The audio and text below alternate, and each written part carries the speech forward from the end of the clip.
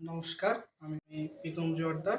বর্তমানে শিক্ষা textile engineering কলেজের ৩য় বর্ষের একজন শিক্ষার্থী এবং টেক্সটাইল ট্যালেন্ট হান্ট সিজন 9 এর একজন প্রতিযোগী। আমরা সকলেই জানি যে আমাদের দেশের অর্থনীতির মূল চালিকা শক্তি টেক্সটাইল ইন্ডাস্ট্রি। কিন্তু আমরা কি জানি যে ২০৩০ সালের মধ্যে কিভাবে আমরা এই টেক্সটাইল ইন্ডাস্ট্রির আয়কে ১০০ মিলিয়নের নিয়ে যেতে পারি? এই লক্ষ্যে আমাদের কিছু বিষয় জানতে হবে, যেমন innovation, sustainability, global expansion. Innovation, পরিবেশ বান্ধব টেক্সটাইল ফাইবার ব্যবহার করতে হবে, যেমন বায়োডিগ্রেডেবল ফাইবার, যেগুলো পরিবেশের সাথে সংযুক্তপূর্ণ এবং সহজে নষ্ট হয়ে যায়, যা দূষণ কমাতেও সাহায্য করে। Smart fabric, smart textile fabric পরিবেশ ও শরীরের পরিবর্তন অনুযায়ী প্রতিক্রিয়া জানায়। উদাহরণস্বরূপ, শরীরের তাপমাত্রা নিয়ন্ত্রণ করা ও অঙ্গভঙ্গি অনুযায়ী সাড়া দেওয়া। ডিজিটাল প্রযুক্তি ব্যবহার করে টেক্সটাইলের ডিজাইন করা, যাতে দ্রুত, সাশ্রয়ী এবং সৃজনশীল ডিজাইন তৈরি করা।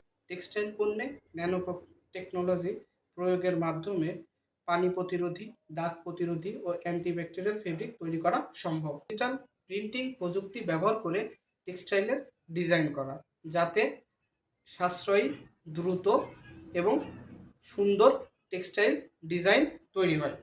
রোবোটিক্স ও অটোমেশন, টেক্সটাইল ইন্ডাস্ট্রির উৎপাদন প্রক্রিয়ায় অটোমেশন ও রোবোটিক্স ব্যবহার করা, যাতে দ্রুত, সক্রিয়ভাবে এবং কম সময়ে কাজ করা যায়, যা খরচ কমাতেও সাহায্য করে। সাস্টেইনেবিলিটি, পরিবেশের ক্ষতির প্রভাব কমানোর জন্য উন্নত প্রযুক্তি ও সাশ্রয়ী কাঁচামাল ব্যবহার করা, যাতে প্রাকৃতিক সম্পদের কোনো ক্ষতি না হয়।